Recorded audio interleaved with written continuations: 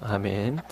지난주 아브라함의 삶에 있었던 사건 가운데 오실 구속자의 모습에 대한 계시를 살펴보았다고 방금도 말씀드렸습니다. 먼저는 롯을 구하고 돌아오는 길에 만난 살렘원 멜기세덱이 아브라함을 축복하고 아브라함은 그에게 11조를 바친 사건이 예수님께서 레위 지파가 아닌 유다 지파 다윗의 후손으로 오시면서도 제사장이 될 수 있는 근거가 되었다고 했죠. 그래서 이 멜기세덱의 계율을 쫓아서 대제사장이 된다라고 히브리서에서 말씀하고 있습니다. 다음으로 이삭을 번제로 바치는 사건에서는 오실 구속자가 제사장뿐만 아니라 그 제사장이 드리는 희생 제물도 되신다는 것, 곧 오실 예수 그리스도의 대속의 죽으심과 심지어 부활까지 계시하고 또 앞으로 성전이 세워지게 될 모리아 산에 대한 부분도 그 사건에서 나타났다니 말씀드렸습니다. 이게 우리가 지난주 살펴보았던 것인데 그 전주에는 아브라함 삶 전체, 아브라함의 생애 전체를 통해서 배운 구속의 요소가 있었죠. 곧 전적인 신뢰입니다. 하나님은 택하여 구속하신 자에게 그 삶을 통하여서 하나님에 대한 전적인 신뢰를 요구하신다는 것입니다. 그것이 우리가 신자로 바로 하나님 앞에 부름을 받아서 천국에 가지 않고 신자로 이 땅에 살면서 성화라는 숙제를 가지고 살아가는 이유겠죠. 하나님에 대한 전적인 신뢰를 배우는 것, 언약 백성, 구속받은 백성이 되어서 전적으로 신뢰하는 그 신뢰를 배우는 것이 이 땅에서의 신자로서의 삶의 목적이고 또한 목표라고 말씀드렸습니다. 이 오늘은 어린 양의 대속으로 그 번제 사건 때에 어린 양을 하나님께서 준비해 주셨는데 그 어린 양의 대속으로 다시 살리심을 받은 이 이삭, 곧 아브라함의 언약을 이어받은 이 이삭의 삶에 나타난 구속의 요소를 살펴보려 하는데 그가 낳은 두 명의 자녀들 그리고 그 두 자녀들의 삶을 통해 그 구속의 요소, 즉 하나님께서 우리를 구속하실 때에 그 모습을 볼 수가 있다는 것입니다. 그래서 제가 제목을 이삭의 가족사에서 나타난 그 구속의 요소들 이렇게 살펴보았습니다. 이제 여러분 주보를 보시고 같이 살펴보도록 하겠습니다. 이 제목을 한번 읽어볼까요? 제목, 빨간 글씨로 된 제목을 읽겠습니다. 시작. 이삭의 가족사가 보여준 구속의 요소, 전적 선택과 전적 은혜. 예. 아브라함을 통해서는 그 구속자의 모습이 우리의 죄를 구속하시는, 우리의 죄를 대신 그 죄값을 받으시는 구속자의 모습과 더불어서 그런 아브라함을 통하여 나오실 그 구속자가 보여지는 데 있어서 그의 전적인 신뢰의 모습을 우리가 배운다라고 말씀을 드렸는데요. 이 이삭과 이삭의 가족사를 보면은 전적인 하나님의 선택과 전적인 하나님의 은혜의 요소가 특별히 여러분 야곱, 이삭의 아들 중에 택함받은 야곱의 삶에서 이렇게 보여진다라는 것입니다. 제가 그렇게 해서 두 가지를 한번 뽑아봤습니다. 그럼 설명을 보시면서 주보를 보시면서 제가 설명을 드리겠습니다. 아브라함에게는 아들이 많았습니다. 아브라함의 아들이 누구입니까? 이삭 말고도 그 전에 하갈을 통해서 애굽의 여종인 하갈을 통해서 난 이스마엘도 있었고요. 그리고 저번에도 몇 번 말씀드렸지만 이 두 자녀뿐만 아니라 사라가 일찍 죽거든요. 아브라함이 175세를 살지 않습니까? 사라가 127세인가요? 정확히 기억이 안 나는데 아마 그 정도 될 겁니다. 그러니까 아브라함과의 그 생애를, 아브라함의 나이를 보면 상당히 일찍 죽은 것입니다. 사라가 90세에 이삭을 낳으니까요.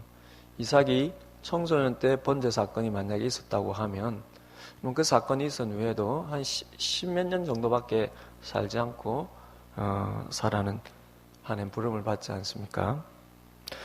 그러니 아브라함이 그럼 그 이후에 홀로 된 삶을 사는데 그 당시의 문화가 더욱 그렇겠지만 또 후처를 얻게 되는데 그두라라고 하는 후처를 통해서 자녀를 낳습니다. 25장 1절 2절 보시면은 아브라함이 후처를 맞이하였으니 그의 이름은 그두라라. 그러니까 아브람과 그두라 사이에 난 자녀가 6자녀입니다. 2절에 보면 시므란과 욕산과 드단과 미디안과 이스박과 수아를 낳고 이렇게 되었습니다. 우리가 전에도 살펴본 미디안 민족이 바로 이 아브라함과 같은 아브라함의 후손이었다라는 게 이 그두라를 통해서 낳은 아들이 미디안이고, 미디안을 통해서 나오는 민족이 미디안 민족이지 않습니까? 그렇게 아브라함에는 자녀가 많았다는 것이죠. 계속 설명을 보시겠습니다. 아브라함에는 아들이 많았습니다. 하지만 하나님은 사라에게서 태어난 이삭을 통해서만 아브라함에게 주신 언약을 이루시겠다고 약속하셨습니다. 그 언약은 육적으로는 아브라함의 수많은 후손을 통해 큰 나라를 이루는 것이지만, 이스라엘이라는 나라죠. 계속해서 영적으로는 그로부터 나올 한 약속의 후손인 구속자, 즉 그리스도를 통해 하나님의 나라를 회복하는 것이었습니다. 따라서 아브라함의 아들 중 이 언약을 유일하게 물려받은 이삭은 이제 아담 때부터 약속하신 구속자가 올 유일한 통로가 되었습니다. 지난주에 갈라디아서 3장 16절 말씀드렸는데, 아브라함의 그 약속의 후손이 육적으로는 이스라엘 백성 전체요, 영적으로는 예수님을 믿는 우리 전체라고 볼 수 있지만, 영적으로 예수님을 믿는 우리 전체일 수 있는 것도 아브라함의 단 한 명의 후손, 예수님을 통해서라 그랬죠. 그래서 바울은 언약의 후손이라고 할 때 복수가 아닌 단수로 이해해서 바로 예수님이다, 그렇게 말씀을 한 것입니다. 그런데 이 예수님이 올 통로가 누구냐? 아브라함 수많은 후손들 중에 이삭 단 한 사람을 통하여서 그 언약의 후손인 예수님이 오시고, 그를 통하여 영적인 언약의 후손인 우리 신자들이 생겨난다라는 것입니다. 따라서 여러분, 아브라함이 그렇기 때문에 이삭을 바치라는 명령을 하나님께 순종을 할 수 있었다는 것이죠. 왜냐하면 이 이삭을 통해서만 이제는 구속자가 올 수 있기 때문에, 이 이삭을 죽이라 했을 때 죽여도 하나님이 살릴 수밖에 없다는 것이죠. 여기에 그의 부활의 믿음이 있다고 했습니다. 왜냐하면 하나님도 하나님 약속을 이루려면 이 이삭이 있어야 되기 때문에 살릴 수밖에 없다라는 것이죠. 그 믿음이 있었다는 것입니다. 자, 이럴 때에 이제 언약의 후손이 된 이 이삭이 이제 하나님의 언약을 이어받아서 아브라함으로부터 하나님의 언약을 받고, 그가 이제 언약의 후손으로 살아가면서 결혼을 하고 자녀를 낳는 그 과정 중에 어떤 구속의 요소가 있는가 살펴보겠습니다. 사실 이삭 자체에 대한 사건은 성경에 상대적으로 많이 기록되어 있지 않습니다. 아브람과 그리고 야곱의 생애가 길게 연결되어 있는데, 그 사이에 일종의 중간 역할을 하는 게 이삭이라 할 수 있겠죠.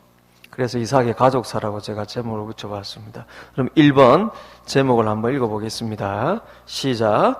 에서와 야곱의 탄생에서, 이삭의 가족사 중에 쌍둥이 두 자녀를 낳는 그 과정에 구속의 요소가 보여지는데 바로 전적인 선택이라는 것입니다. 저는 이런 우리의 구원과 관련된 교리적인 여러분 이 진리가 성경의 이야기 가운데, 그리고 성경의 교훈 가운데 이렇게 보여진다는 것이죠.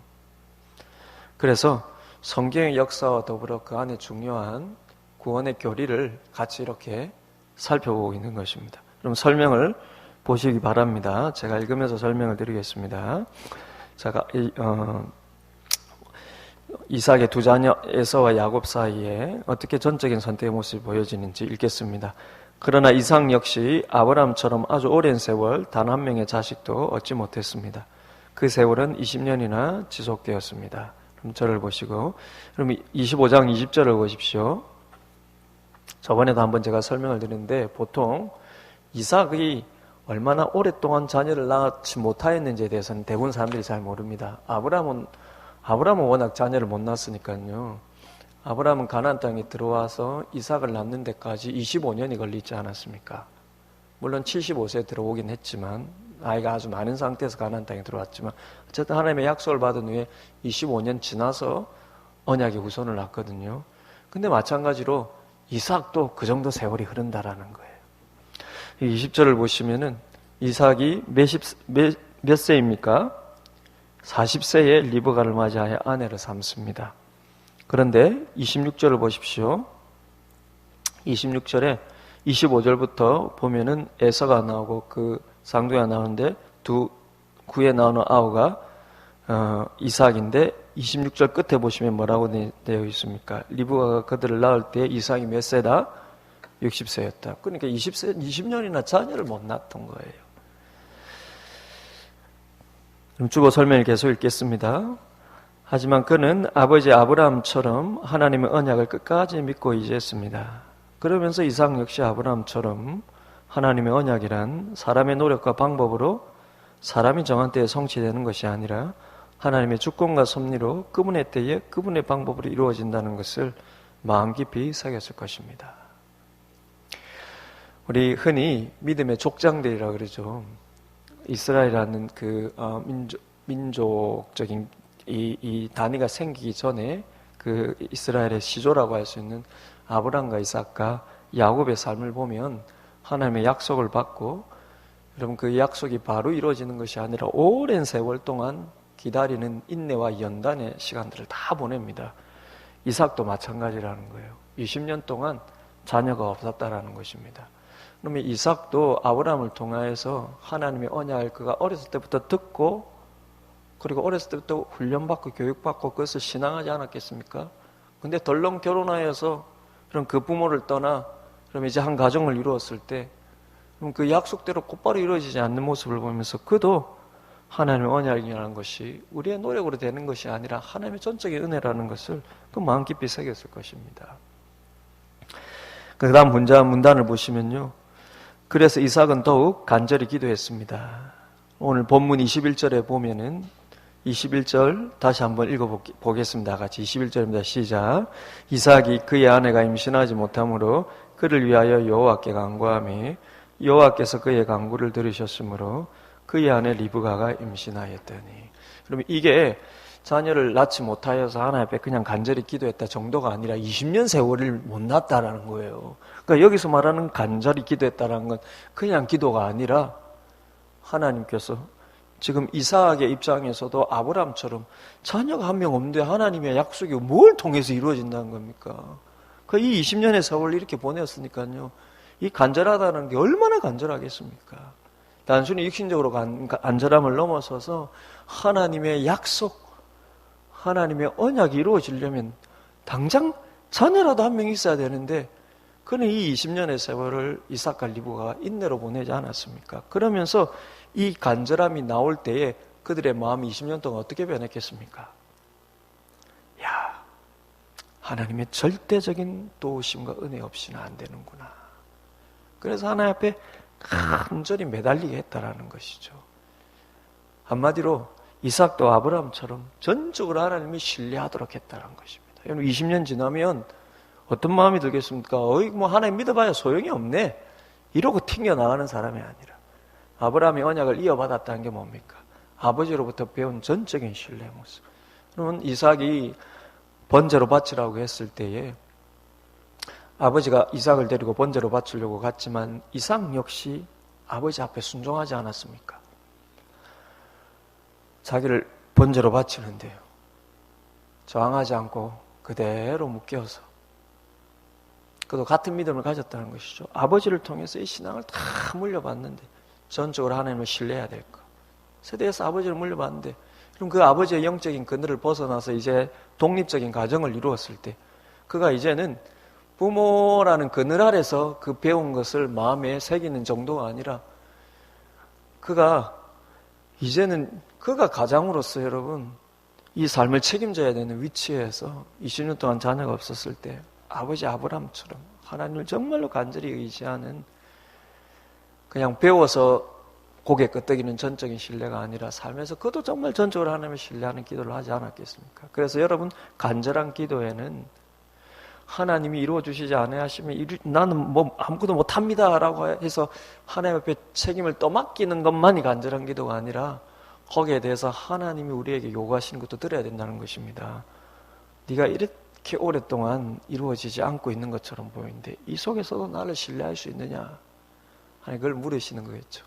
그래서 저는 이 21절에 그가 간절히 기도했다는 그 간절함이라는 표현이요 단순히 하나님 밀어주옵소서라는 떼쓰의 표현이 아니라 그 의미도 물론 간절함이 있겠지만 내가 하나님을 이만큼 신뢰합니다. 내가 이렇게 오랜 세월 인내하면서 다른 것에 눈 돌리지 않고 이것을 이룰 수 있는 분은 하나님밖에 없다는 것을 더욱더 내가 하나님 앞에 고백합니다. 라고 하는 이 간절함이 아닌가 싶습니다. 여러분들도 세월이 지나면 지날수록 오랜 세월 동안 어떤 한 가지에 있어서 참 하나님께서 나를 외면하시는 것 같은 일들이 오랜 세월 기도를 질 때 그건 하나님께서 우리에게 네가 나를 전적으로 신뢰할 수 있느냐 하나님 그것을 되물으시는 것을 우리가 듣고 그래서 여러분 간절함의 기도로 나오시기를 바랍니다. 그럴 때 하나님께서 지금까지 기다리게 하신 이유가 있음을 깨닫게 될 것입니다. 그럼 계속 보겠습니다. 그래서 이삭은 더욱 간절히 기도했습니다. 그리고 하나님은 그의 간구에 응답하셔서 쌍둥이인 에서와 야곱을 주셨습니다. 그런데 그들이 태어나기도 전 리브가의 태에 있을 때 하나님은 언약의 후손으로 형 에서가 아닌 동생 야곱을 선택하셨습니다. 그래서 이삭 다음으로 언약을 이어받아 언약 민족을 이루고 약속된 구속자가 그 후손으로 나오게 될 자는 에서가 아닌 야곱이 되리라 계시를 주셨습니다. 23절을 보십시오. 제가 이렇게 말씀드리는 근거가 23절인데 이게 리브가가 이 쌍둥이 태를 가지고 있을 때 하나님께서 그에게 이렇게 말씀하십니다. 여호와께서 그에게 이르시되 두 국민이 내 태 중에 있구나. 두 민족이 내 복 중에서부터 나누리라. 이 족속이 저 족속보다 강했고 큰 자가 어린 자를 섬기리라 하셨더라. 여기서 여러분 두 민족이라는 게 뭐고 두 국민이라는 게 뭡니까? 이 두 사람이 같이 하나님의 언약 백성은 못 된다라는 거예요. 그렇지 않습니까, 여러분? 각각 나눠져서 한 나라씩, 한 민족씩 그렇게 각각 이루어지리라는 것입니다. 그런데 중요한 것은 저 족속이 이 족속이 저 족속보다 강하고 큰 자가 어린 자를 섬기리라고 했으니까요. 여러분 이 두 사람으로 인해서 나눠지게 될 두 민족과 두 나라가 누가 누구를 섬기는가? 큰 자의 나라가 작은 자의 나라를 섬긴다. 그 말은 작은 자의 나라가 하나님이 택한 언약 백성이라는 것입니다. 그러니 하나님이 야곱을 택하셨다는 거예요. 그 다음 문장을 보시겠습니다. 그 계시는 이삭 부부의 결정도 아니고 에사와 야곱 자신의 의지도 아닌 전적인 하나님의 선택이었습니다. 이처럼 구속의 언약 백성이 되는 것은 하나님의 전적인 선택으로 말미암습니다. 왜냐하면 태에 있는 중에 이렇게 했으니까요. 이게 누구의 선택입니까? 이삭과 리브가의 선택도 아니고 태 안에 있는 그 두 사람의 선택도 아니고 하나님의 전적인 선택이었다는 것입니다. 그럼 아브라함의 자녀들 중에도 하나님께서 언약의 후손으로 택하신 것은 이스마엘이 아니었죠. 후처 그들을 통해 낳은 여러 아들들도 아니었습니다. 사라에게서 낳은 이삭만이 택함받은 언약의 후손이었습니다. 물론 생각해보면요. 하나님께 함께 언약을 받은 자는 사라이기 때문에 여종 하갈 그리고 후처 그두라는 그 언약 범주 안에 안 들었기 때문에 그렇게 만약에 본다면은 사라에게서 난 아들 이삭만이 언약 백성이 될 수 있는 조건이 아닙니까? 이렇게 이야기할 수 있습니다. 그런데 이삭의 후손은 또 다른 문제라는 거예요. 그러면 이삭과 함께 결혼 언약을 맺은 자는 리브가죠. 그러면 이삭과 리브가를 통하여서 나오는 여러분 그 자녀들은 다 아브라함의 언약을 이어받을 수 있는 언약 백성이 될 수 있지 않습니까? 그런데도 하나님의 이들에게서 나온 그것도 같은 조건 같은 시기에 나온 쌍둥이인데요. 에서와 이 야곱 중에요. 이 야곱만의 언약의 후손이 되도록 택하셨다라는 것입니다. 그럼 이스마엘 경우에는 사라를 통해 나온 자녀가 아니기 때문에 그러면 미디안 같은 경우에도 아브라함의 후손이지만 이 사라를 통해서 난 자녀가 아니기 때문에 그럴 수는 있지만 지금 에서는 같은 엄마 리브가에서 나온 자녀이지 않습니까? 근데 왜 하나님이 야곱만 택하셨습니까? 바로 하나님이 언약 백성 삼는 것은 전적인 하나님의 택함부터 시작된다는 걸 보여주는 것입니다. 더 흥미로운 것은요. 더 흥미로운 것은 여러분 야곱이 그래서 이제 야곱이 언약 백성이 되는데요. 야곱의 자녀들은 몇 명입니까? 야곱의 자녀들은 12명이지 않습니까? 12명의 아들들이 12지파를 이루어서 그들은 다 언약의 백성이 돼요. 근데 야곱의 12아들을 보면은 거기에는 여러분 여종의 아들들도 있습니다. 여러분 여종의 아들들도 있어요. 라헬의 여종도 있고 레아의 여종도 있고 그 여종들을 통해서 난 자녀들도 있지 않습니까? 그런데 그게 다 언약 백성이 돼요. 그러니 이건 기준이 없습니다. 하나님께서 말하자면 쉽게 말하자면 본처를 통해서만 난 자녀가 언약 백성이 돼 라고 아브라함 경우에는 얘기할 수 있어요. 그런데 이삭의 경우에는 같은 본처를 통해서 낳은 자녀인데도 아닌 자가 있고 더더군다나 야곱의 자녀들 중에는 본처를 통해서 낳은 자녀가 아닌데도 되는 게 있고 되는 사람들이 있고 이 뭐 보여줍니까? 인간적인 혈통과 신분과 이런 인간적인 조건이 하나님의 백성이 되는 조건이 아니라는 것입니다. 그러니까 전적인 하나님의 선택의 은혜를 처음부터 보여주셨다는 거예요. 이게 구속의 그래서 요소라는 것입니다. 여러분 우리의 구원도 마찬가지입니다. 부모 때문에 자녀들이 구원받는 것도 아니고 부신 가족이나 심지어는 여러분 죄악 중에 있는 가정에서 태어난다 해서 여러분 믿음의 자녀가 안 되는 것도 아니고요. 전적인 하나님의 선택이라는 것입니다. 그러니 물론 우리가 우리의 자녀들이 언약 백성이 되고 또 그를 위해서 우리가 자녀를 가르치고 신앙을 가르치고 그리고 그들이 믿음의 자녀로 이렇게 들어오고 하지만요. 이 모든 것들을 보면서 하나님의 전적인 하나님의 선택이구나. 그것을 알고 우리가 우리를 구원하시고 선택하신 것에 대해서 또 겸손할 수 있어야 되겠습니다. 그래서 하나님 여러분 하나님께서 하나님의 나라를 아브라함을 통하여서 그리고 이삭을 통하여서 이루는 데 있어서 그 가운데 이런 그 구원론적인 요소들을 다 보여줬다는 것입니다. 하나님의 백성이 되는 것은 하나님의 전적인 선택의 은혜부터 시작된다. 그 다음에 이삭의 가족사에서 보여지는 구속의 또 다른 요소는 전적인 은혜입니다. 이번 제목 한번 읽겠습니다. 시작. 야곱의 삶에서 보인 구속의 요소 전적 은혜. 제가 읽겠습니다. 에서와 야곱이 장성했을 때 하루는 들에서 돌아온 에서가 몹시 지쳐 배가 고파 야곱이 만든 밭죽을 요구하였습니다. 그러자 야곱은 언약의 후손이 될 장자의 명분을 팔라고 형 에서에게 제안하였고 에서는 그것을 가볍게 여김으로 떡과 밭죽에 팔아버렸습니다. 그러면 일단 장자권은 혈통적인 장자에게 주어지니까 에서와 형이니까 당연히 그 가정의 장자권은 자기가 가지고 있다라고 그가 스스로 생각하였고 야곱도 그렇게 생각했을 것입니다. 그런데 야곱이 장자권을 팔라고 배고픈 형에게 떡과 밭죽을 팔았다라는 것이죠. 계속 읽겠습니다. 그리고 세월이 더 흘러 아버지 이삭이 나이 들어 에서를 장자로 택하려 할 때 야곱은 마치 자신이 에서인 것처럼 가장해서 시력이 좋지 않은 아버지를 속여 결국은 자신이 장자가 되는 축복을 받게 되었습니다. 그러면 이삭의 가족사에서 이 이삭과 야곱과 에서 사이에 있었던 이 두 가지 사건이 성경에 기록되어 있는데 왜 기록되었겠습니까? 중요한 것을 말하고 메시지가 있기 때문이죠. 그 두 사건은 모두 야곱이 장자권의 축복을 받기 위해서 인간적인 노력과 깨를 썼던 것입니다.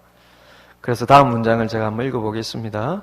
이처럼 젊은 날 야곱은 자신의 노력과 방법으로 장자의 복을 얻을 수 있다고 생각하였습니다.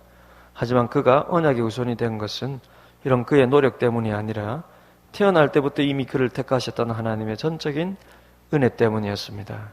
그래서 야곱은 그의 기대와 달리 형과 아버지를 속인 일로 고향을 떠나 20년간이나 고생의 세월을 보내야 했습니다.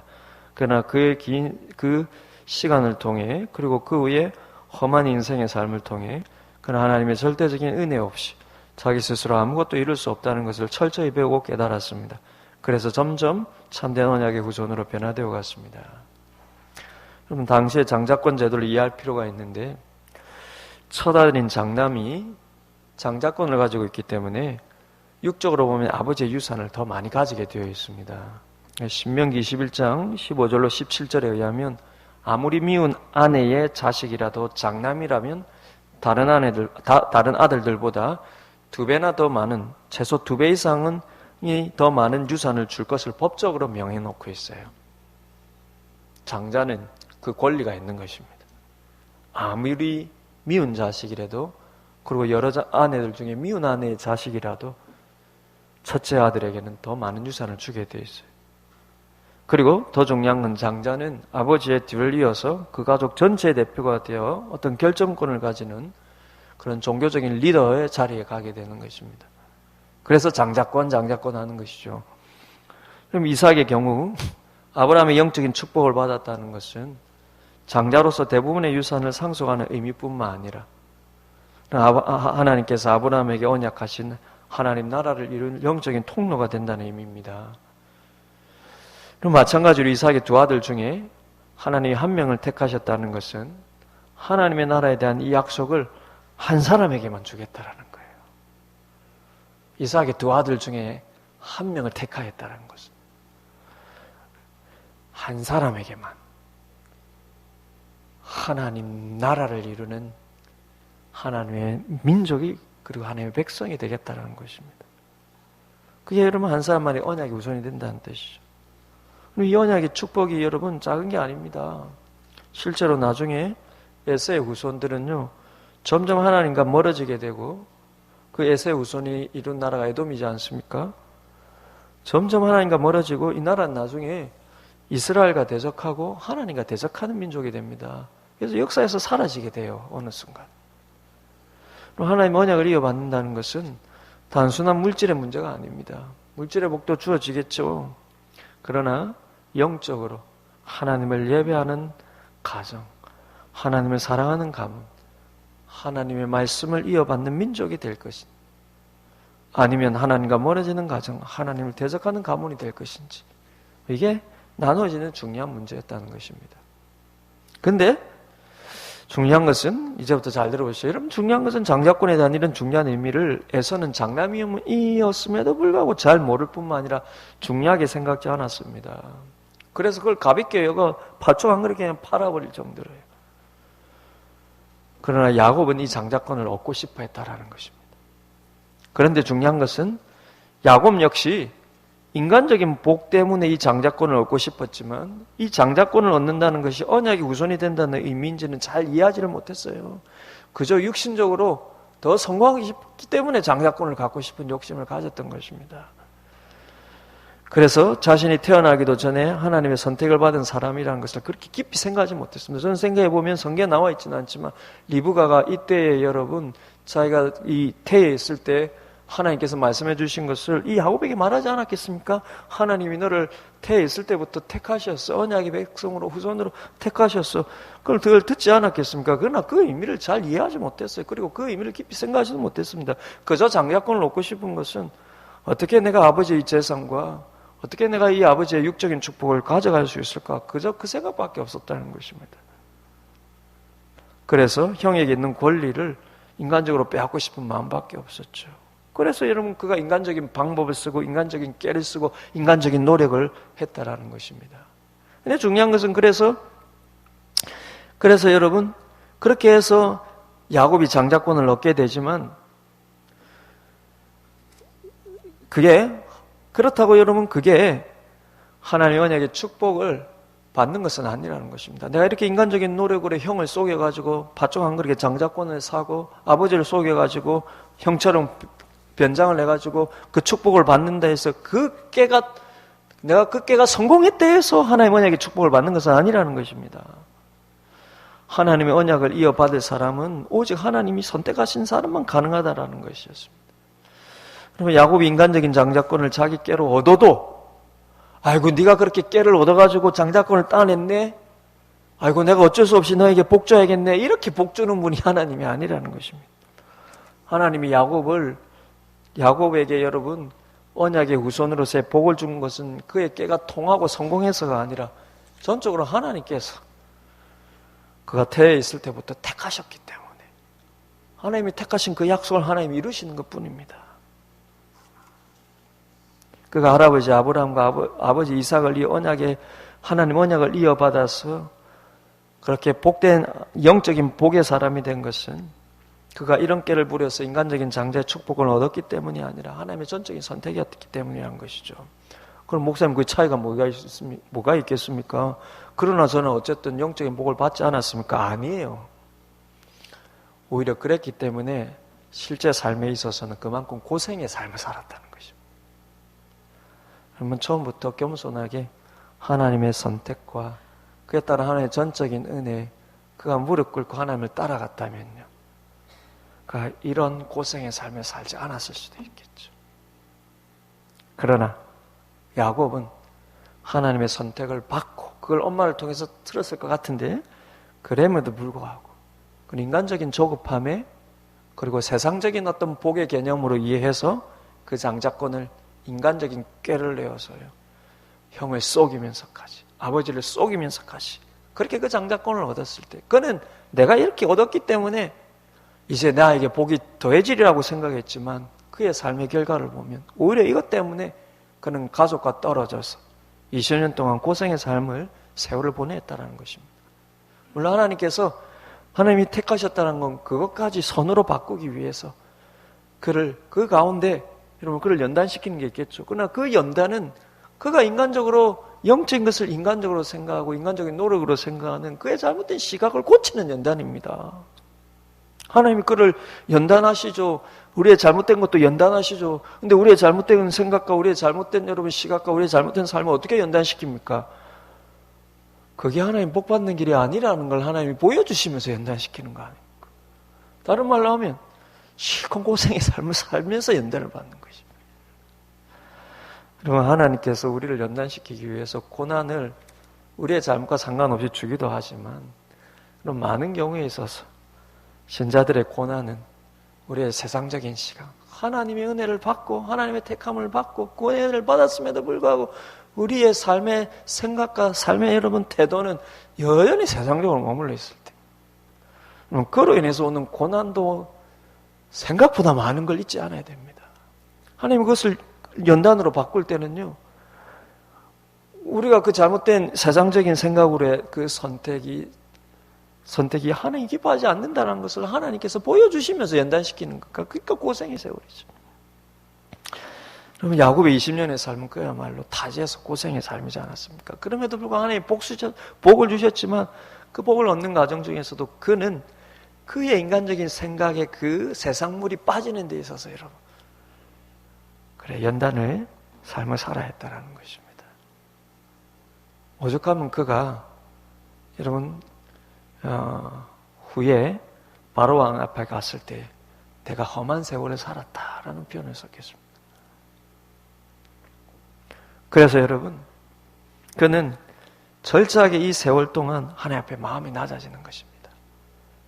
그래서 처음에 장자권을 얻고 처음에 아버지를 속여가지고 언약의 축복을 받고, 그래 형을 피해서 도망갈 때만 하더라도 야 이제 내가 곧 성공할 거야, 내가 이렇게 장자의 복을 받았으니, 이래 영적인 복을 받았으니 내가 이제 성공할 거야, 여러분 이 기대로 부풀게 갔다가 그가 그 오랜 세월의 고생의 삶을 통하여서 어떻게 서서히 바뀌었겠습니까?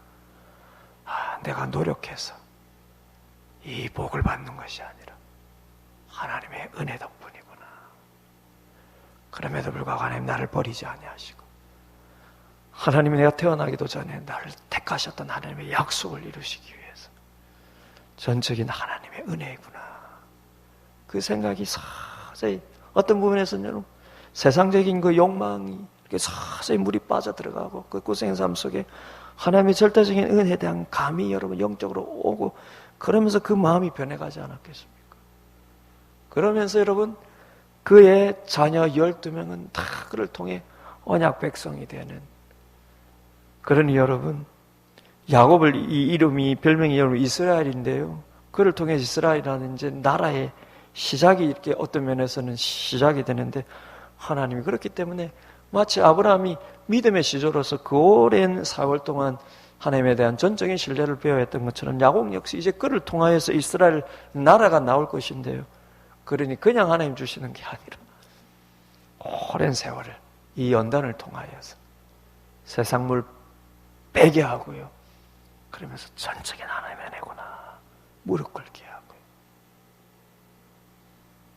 사랑하는 여러분, 우리가 하나님의 복은 우리의 노력으로 얻어지는 것이 아닙니다. 우리의 노력의 면은 단 한 가지입니다. 겸손의 노력밖에 없어요. 우리가 왜 기도합니까? 그 기도의 노력의 의미가 뭡니까?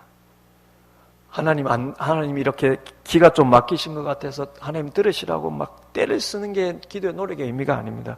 기도의 노력의 의미는 겸손의 의미입니다. 내가 내 뜻대로 되지 않고, 내가 내 때에 내 방법으로 되지 않는 일을 만났을 때 왜 간절히 기도해야 됩니까? 내가 하나님을 전적으로 신뢰합니다. 내가 이룰 수 있는 것은 없습니다. 내 노력은 되지 않습니다. 여러분, 그 간절한 기도는 겸손의 의미고요. 그리고 하나님 앞에 낮아짐의 의미고 하나님의 전적인 은혜에 대한 고백의 의미라는 것입니다. 그러니 여러분들도 우리가 아브라함의 인생을 통하여서 배우면서 또 더불어서 야곱의 또 다른 인생의 모습을 통하여서 구속받은 자로서 우리가 하나님의 전적인 그 은혜 앞에 겸손함으로 그리고 하나님의 은혜를 어떤 상황에서도 고백하는 그런 하나님의 백성이 되어야 함을 여러분 배워나가시는 여러분 되시기를 주님의 이름으로 축복을 드립니다. 우리 이 시간 말씀을 생각하면서 한번 기도했으면 좋겠습니다. 하나님, 우리의 삶도 때로는 야곱처럼 참으로 내가 하나님 앞에서 고집스럽게 하나님 주시는 복을 마치 내가 내 노력으로 얻을 수 있는 것처럼 그렇게 고집스러운 모습으로 그 가운데 하나님 앞에서 내 방법과 내 깨를 내면서도